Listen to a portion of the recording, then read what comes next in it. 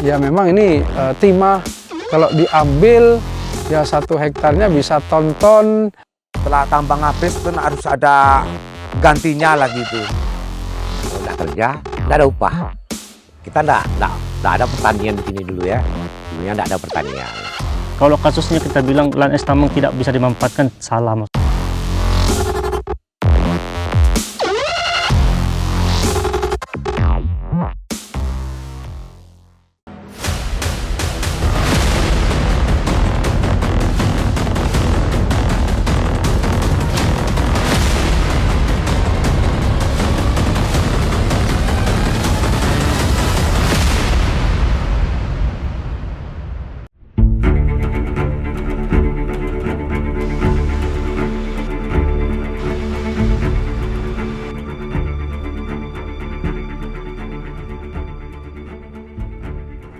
Berdasarkan Neraca Sumber Daya dan Cadangan Mineral dan Batu Bara Nasional tahun 2023 yang tercantum dalam Keputusan Menteri Energi dan Sumber Daya Mineral atau ESDM nomor 132 tahun 2024, Indonesia memiliki cadangan batu bara 31,7 miliar ton, biji timah 6,3 miliar ton, dan biji tembaga 2,85 miliar ton. Melimpahnya cadangan sumber daya mineral membuat Indonesia masuk sebagai penghasil tambang terbesar di dunia. Kegiatan tambang di Indonesia tersebar di berbagai penjuru wilayah Indonesia.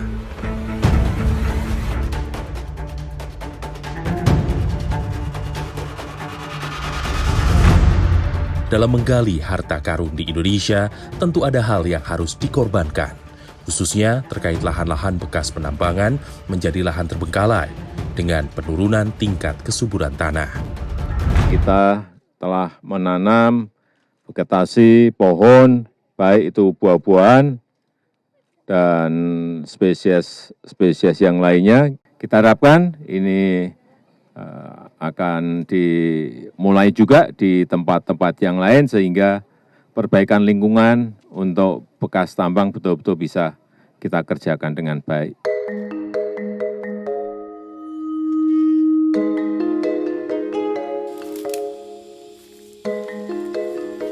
Kementerian ESDM melaporkan realisasi reklamasi lahan bekas tambang pada 2023 mencapai 7.920,77 hektar. Angka itu melebihi target yang ditetapkan, yakni sebesar 7.075 hektar. Kementerian Pertanian turut mendorong upaya alih fungsi lahan bekas tambang menjadi area pertanian produktif. Kita ini sekarang lagi istilahnya perluasan areal tanam, artinya kalau istilahnya ekstensifikasi. Salah satu sasarannya adalah wilayah-wilayah atau lahan yang belum pernah ditanami untuk pertanian. Dan potensi untuk eks-lahan tambang ini menjadi potensi lahan yang bisa kita manfaatkan untuk memperluas areal tanam komoditas pertanian, terutama tanaman pangan.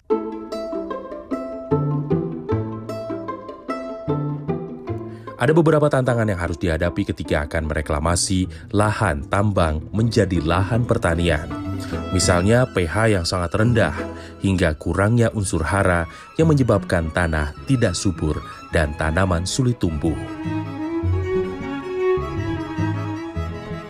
Ya, setiap lahan tambang itu mempunyai karakteristik yang berbeda-beda. Misalnya tambang batu bara itu biasanya pH-nya sangat masam. Lalu juga muncul unsur-unsur yang menjadi logam berat yang akan mengganggu proses lahan itu dijadikan lahan pertanian. Sehingga hal seperti itu harus diatasi dulu. Kalau misalnya lahan timah itu biasanya lahannya berpasir, pH-nya juga masam. Sehingga treatment untuk lahan timah dan batu bara itu berbeda-beda.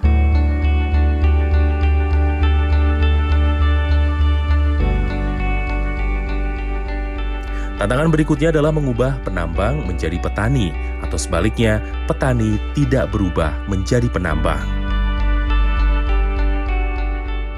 Mengubah lahan tambang menjadi lahan pertanian itu yang jelas tidak mudah. Tetapi itu sangat prospektif karena luas lahannya besar sekali. Lalu juga masyarakat itu sangat menginginkan. Karena kalau tambang itu tidak disiapkan untuk daerah pertanian, masyarakat yang selama ini ikut bekerja di tambang, tambang selesai, habis itu. Masyarakatnya akan tidak mendapatkan pekerjaan apapun. Lahan pertanian lah yang bisa mewadahi aktivitas mereka itu untuk melangsungkan kehidupan di daerah di sekitar tambang. Ini pemerintah juga perannya sangat penting untuk regulasinya, lalu juga bagaimana mengawasi pergerakan atau rencana dari mulai pembukaan tambang sampai tambang itu selesai dan dijadikan lahan pertanian. Saat ini Kementerian Pertanian berkolaborasi dengan pemerintah daerah untuk pemanfaatan lahan bekas tambang menjadi lahan pertanian. Kementan memberikan kewenangan kepada dinas setempat untuk melakukan program pemulihan lahan bekas tambang. Ya, kalau tambangnya kan istilahnya kalau tambang hutan berarti tentunya dengan Kementerian KLHK ya. Kalau itu memang tambangnya milik pribadi ya tinggal masyarakatnya saja kan, tinggal mengubah bagaimana mereklamasi lahan tambang menjadi lahan produktif. Dan seandainya itu bisa misalnya milik tidak milik perorangan berkelompok ya tinggal mengajukan untuk itu ke dinas yang terdekat, dinas pertanian kabupaten terdekat untuk mengajukan bahwa kami siap untuk dilakukan program untuk pertanian. Ya nanti makanya program pertanian setelah itu sudah ada, itu sudah ready untuk kita tanami, maka dinas pertanian setempat daerah itu mengusulkan ke kita dan kita biasa masih dengan bantuan dengan benih yang tahan terhadap kondisi eks tambang. Mungkin ada bantuan dari saprodinya, ada pupuknya, ada pupuk yang mengandung organik sehingga dia bisa melakukan dekomposisi, ada juga nanti pestisidanya. Sinergi pemerintah pusat, pemerintah daerah, dan tentunya masyarakat lokal yang sadar merupakan kunci pemulihan fungsi lahan bekas tambang menjadi lahan pertanian seperti yang dilakukan oleh pemerintah Kabupaten Bangka Tengah sejak tahun 2016. Giat melakukan berbagai upaya pemulihan fungsi lahan, mulai dari sosialisasi, penyuluhan, hingga pemberian bibit.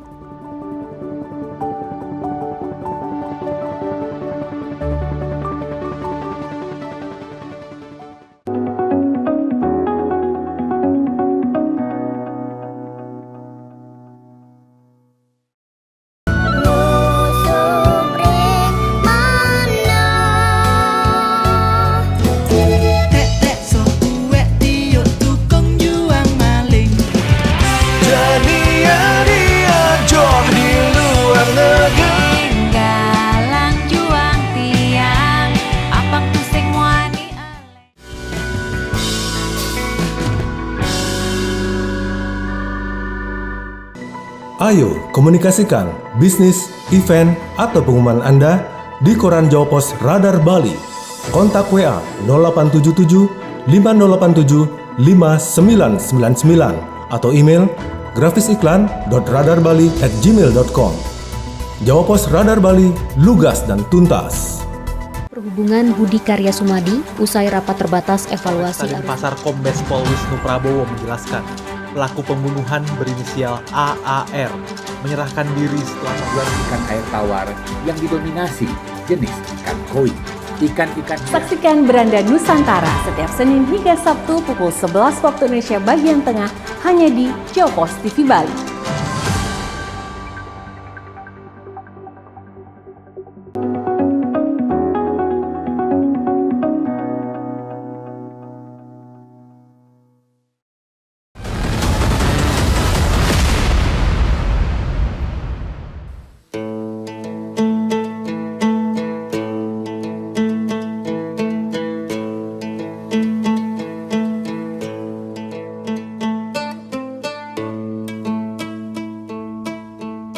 Pulau Bangka, Provinsi Bangka Belitung, merupakan pulau penghasil timah terbesar di Indonesia. Kegiatan penambangan timah di Pulau Bangka telah berlangsung sejak zaman penjajahan Belanda sekitar tahun 1711 hingga sekarang. Bahkan sejak tahun 2000-an, pertambangan ilegal mulai marak terjadi di Pulau Bangka. Salah satu permasalahan lahan bekas tambang, terutama yang dilakukan pertambangan ilegal, adalah meninggalkan lubang-lubang dalam bekas galian timah yang disebut kolong oleh masyarakat setempat. Masalah reklamasi lahan bekas tambang timah pun menjadi perhatian pemerintah daerah, salah satunya pemerintah Kabupaten Bangka Tengah. Sejak tahun 2016, pemerintah Kabupaten Bangka Tengah giat melakukan sosialisasi kepada masyarakat untuk mengubah lahan bekas tambang timah menjadi lahan pertanian. Pemerintah memberikan kesempatan kepada masyarakat untuk memanfaatkan lahan-lahan tersebut, termasuk hutan kawasan produksi misalnya. Selama itu yang ditanam adalah tanaman hortikultura, termasuk misalnya kami 2 unggulan tadi, cabai dan bawang merah, kami sangat mensupport masyarakat untuk bisa memanfaatkan lahan-lahan eks tambang itu. Kalau lahan eks tambang timah ini, Bu, secara jujur sekarang ini kalau saya mengacu kepada luas yang saya ajukan untuk bisa mendapat IPR itu, ya, itu hampir semuanya mendekati kurang lebih 100 hektar, Ibu.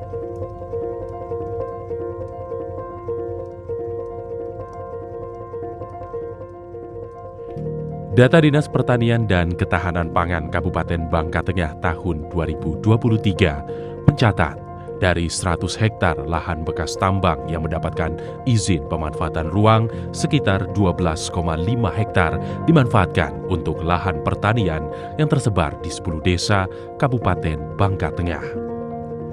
Lahan tersebut dikelola oleh 36 petani yang mendapat binaan langsung dari Dinas Pertanian dan Ketahanan Pangan Kabupaten Bangka Tengah, mulai dari cara pemulihan lahan bekas tambang, pemberian bantuan sarana produksi atau saprodi seperti bibit, pupuk, dan lainnya, serta bimbingan pemantauan produksi tanaman. Hasil pertanian yang dihasilkan dari lahan bekas tambang timah tersebut turut berkontribusi terhadap produktivitas hasil pertanian hortikultura yang menjadi komoditas utama pertanian di Bangka Tengah. Karena lahan kita semakin terbatas, jadi usaha kita memang semakin gencar. Jadi kita para penyuluh pertanian lapangan itu diberikan tugas bagaimana caranya agar petani kita memang benar-benar menjadi petani, tidak lagi balik ke tambang. Dan alhamdulillah beberapa tahun yang lalu pada saat kami mengadakan sekolah lapang komoditi cabai, ada beberapa petani yang mengakui, Bu, kami saat ini sudah beralih kembali menjadi petani.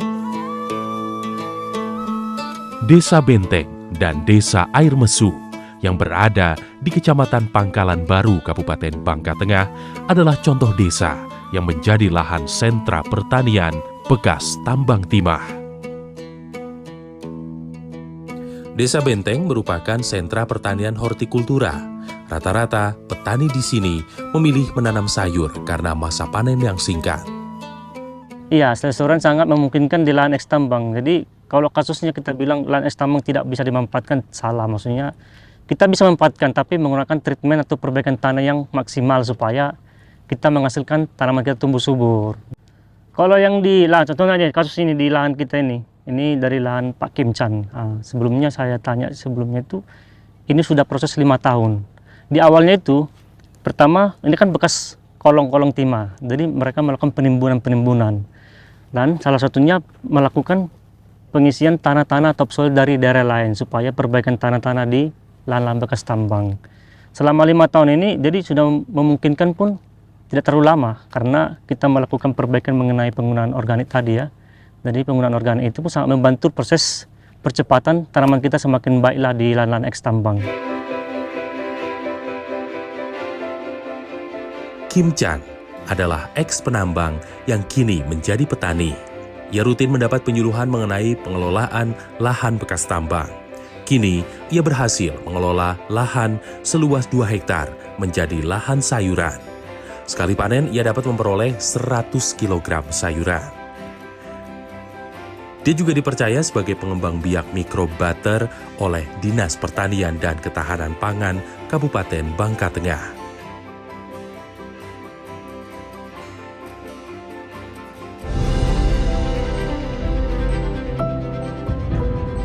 Lahan bekas tambang di Desa Air Mesu, Kecamatan Pangkalan Baru, Bangka Tengah juga berhasil dialihfungsikan menjadi lahan pertanian bawang merah. Berbagai upaya dilakukan oleh Dinas Pertanian dan Ketahanan Pangan Kabupaten Bangka Tengah, mulai dari membuka sekolah lapangan bagi para petani, penyuluhan, kunjungan rutin, dan pemberian bantuan sarana produksi. Manfaat pemulihan lahan dirasakan oleh Erwan Syah, petani bawang merah di Desa Air Mesu, Bangka Tengah. Jadi kalau kemarin kalau kita nanam itu 1:10 tuh kalau bibitnya 100 kilo itu bisa seton. Kalau harga di Bangka Belitung nih Bu ya, karena terlalu tinggi tuh untuk bawang merah tuh sangat menguntungkan Bu. Nah sebabnya kan harganya nominal tinggi terus, untuk di konsumen itu bisa mencapai 60, 40 atau 50 Bu. Nah, jadi kalau petani itu sekarang aja petani bisa jual 25 per kilonya. 25 aja kita udah untung. Selain gencar melakukan sosialisasi mengenai pemanfaatan lahan bekas tambang timah, pemerintah Kabupaten Bangka juga berupaya keras menjaga wilayah potensi tambang agar tidak berubah menjadi wilayah tambang. Seperti Desa Namang yang berada di Kecamatan Namang, Bangka Tengah. Desa ini berhasil bertahan dari godaan penambangan timah dan menjadi desa pertanian sekaligus desa wisata. Dan jadi rupanya alhamdulillah 2008 saya mendapat tawaran dari Pak Bupati, saya mau sawah, ya mau Pak. Jadi alhamdulillah sampai sekarang sawah saya ini ngasilnya setahun 3 kali. Yang tadinya saya sempat dikejar dengan parang, terus dikata bodoh, dikata gila, karena ya memang ini timah kalau diambil ya 1 hektarnya bisa ton-ton, ya dikalilah ini bisa uangnya. Saat ini Desa Namang menjadi desa sentra sawah. Pada awal 2008 seluas 10 hektar lahan cetak sawah dibuka. Tahapan kedua kembali dibuka menjadi 20 hektar, hingga kini luas areal sawah di Desa Namang 60 hektar. Selain itu, Desa Namang juga fokus mengembangkan lahan pertanian cabai dan bawang merah.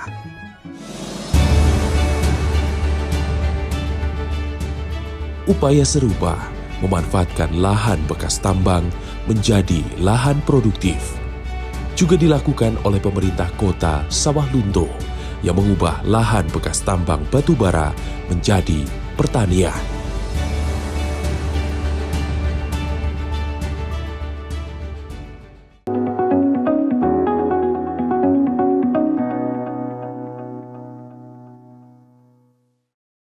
Pansopia itu sebetulnya sebuah kampus yang didirikan oleh para entrepreneur muda di tahun 1989. Sehingga kalau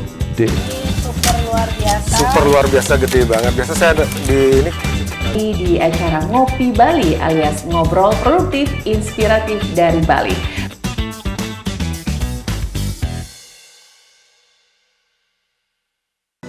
Ayo komunikasikan bisnis, event, atau pengumuman Anda di Koran Jawa Pos Radar Bali.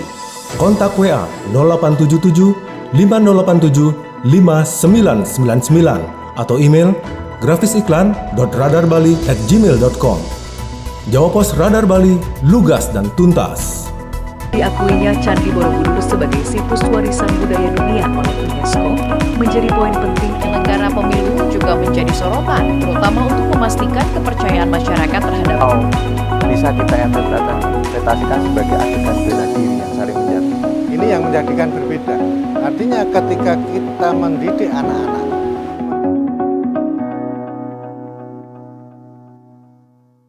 Perhubungan Budi Karya Sumadi usai rapat terbatas evaluasi Stasiun Pasar Kombes Pol Wisnu Prabowo menjelaskan, pelaku pembunuhan berinisial AAR menyerahkan diri setelah ikan air tawar yang didominasi jenis ikan koi. Ikan-ikan Saksikan Beranda Nusantara setiap Senin hingga Sabtu pukul 11 waktu Indonesia bagian tengah hanya di Jawa Pos TV Bali.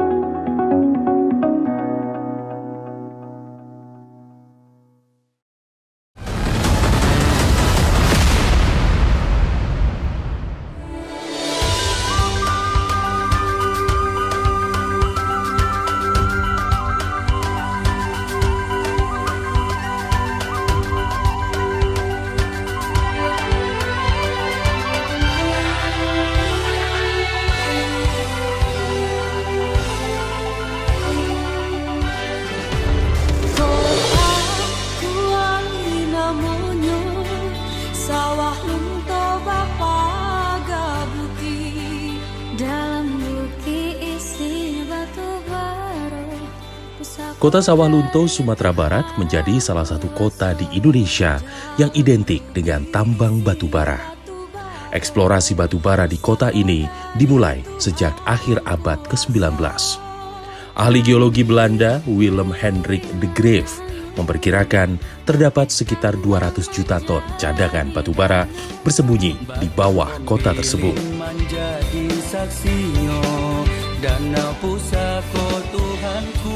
Seiring waktu, cadangan batu bara di Sawah Lunto mulai menipis.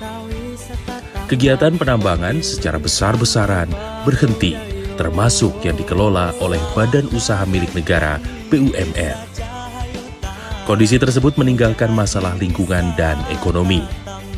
Melihat hal tersebut, pemerintah kota Sawah Lunto fokus terhadap upaya reklamasi. Salah satunya membuat kesepakatan antara PT Bukit Asam selaku BUMN yang tertuang dalam perjanjian tertanggal 5 November 2004 tentang penyerahan lahan pasca tambang di daerah Kandi dan Tanah Hitam kepada pemerintah kota Sawah Lunto.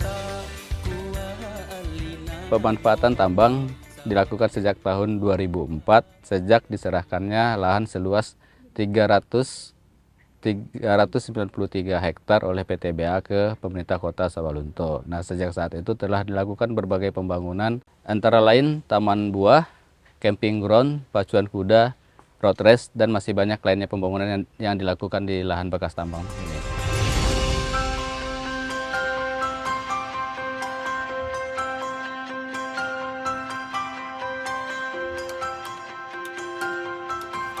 Pemerintah kota Sawah Lunto membangun kebun buah di lahan bekas tambang batu bara seluas 3 hektar. Di wilayah Kandi bernama Kebun Buah Kandi yang dikelola oleh UPTD Pembibitan Tanaman Dinas Ketahanan Pangan, Pertanian, dan Perikanan Kota Sawah Lunto. Berbagai varietas tanaman buah-buahan dibudidayakan di Kebun Buah Kandi. Saat ini terdapat 15 spesies dan 60 varietas. Setiap tahun hasil panen buah dengan total setahun sekitar 600 kg. Kebun buah ini juga berfungsi sebagai agroeduwisata.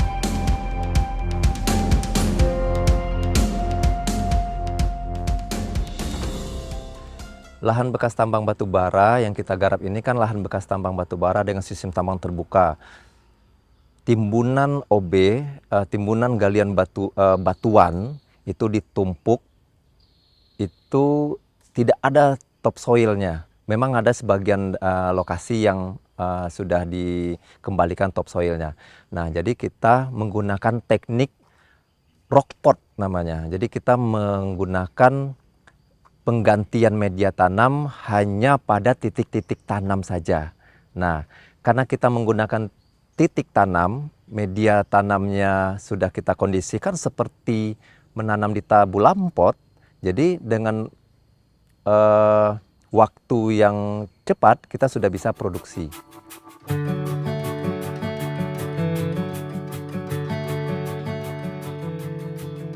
Pemerintah kota Sawah Lunto juga mengajak masyarakat bertani di lahan bekas tambang yang belum tergarap.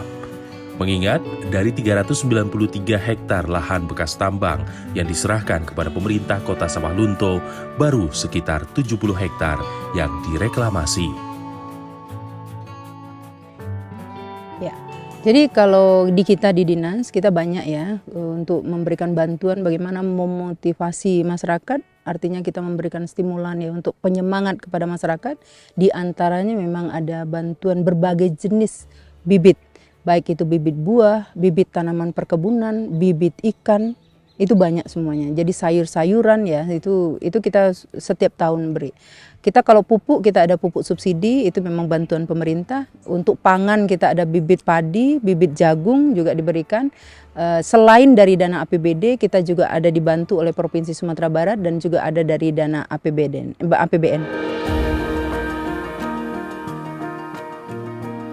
Salah satu mantan penambang yang kini beralih profesi menjadi petani adalah Sugiono Mumah alias Nono. Melihat produksi tambang di perusahaan tempat ia bekerja semakin berkurang, Nono memutuskan pensiun dini setelah 23 tahun bekerja. Ia mendapatkan izin dari pemerintah kota untuk menyulap lahan bekas tambang menjadi lahan pertanian dan menanam tebu, pinang, hingga pisang. Begini, karena di sini kan kalau warga sini sifatnya pekerja. Kalau enggak kerja, enggak ada upah. Kita enggak ada pertanian di sini dulu ya. Dulunya enggak ada pertanian. Jadi kita berinisiatif, gimana bekas tambang nih, kita jadikan lahan pertanian. Itu membutuhkan pemikiran, tenaga yang ekstra. Ini contohnya tanah yang kita injak ini dulunya nih jalan. Ya jalan bulldozer, PC, pokoknya berat. Wah, sekarang gimana ya supaya dia bisa bermanfaat tanah ini untuk kita sendiri lah. Berkat kerja keras dan bantuan dari pemerintah setempat, sudah 10 tahun Nono menyambung hidup dari bertani. Adapun komoditas yang paling banyak ia tanam adalah tebu, yang kemudian ia olah sendiri menjadi gula dan dijual seharga Rp20.000 per kilogramnya. Ya kalau kita kalkulasikan 1 bulan 6 juta. Kerja setengah hari. Kan bisa untuk nyambung hidup tuh. Selain Nono, ada juga Yatman yang memilih berkebun di lahan bekas tambang seluas 5 hektar dengan menanam pisang, jeruk nipis, dan pinang sejak tahun 2011. Dulu, Yatman adalah pekerja tambang. Kalau tambang kan udah habis, Bu. Nggak mungkin kita mesti selain produksi batu bara semua nih. Harus dialihkan ke petani gitu, Bu. Nah, setelah itu petani itu kalau kita berangsur-angsur kita berhasil kan lumayan tuh, Bu. Jadi tidak ada merugikan tambang. Setelah tambang habis kan harus ada gantinya lagi tuh. Mesti tanaman apa, macam-macam pisang, apa ya sayur-sayuran. Untuk memastikan tanaman-tanamannya tumbuh dengan subur, Yatman bahkan memelihara sapi dan kambing agar kotorannya dapat ia manfaatkan sebagai pupuk. Saat panen raya yang berlangsung selama 3 bulan dalam setahun, Yatman mengaku total hasil produksi di kebunnya mampu mencapai 2 ton. Ia pun meraup keuntungan 5 hingga 6 juta per bulan. Dengan demikian, Yatman mengaku kebutuhan sehari-harinya dapat terpenuhi dengan bertani.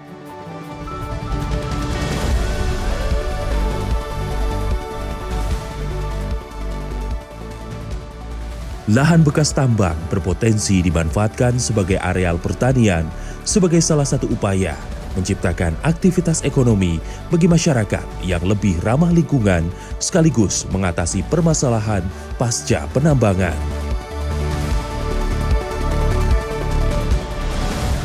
Sinergi antara pemerintah pusat, pemerintah daerah, hingga masyarakat setempat merupakan kunci keberhasilan upaya pemulihan lahan bekas tambang menjadi lahan pertanian melalui basis pertanian terpadu.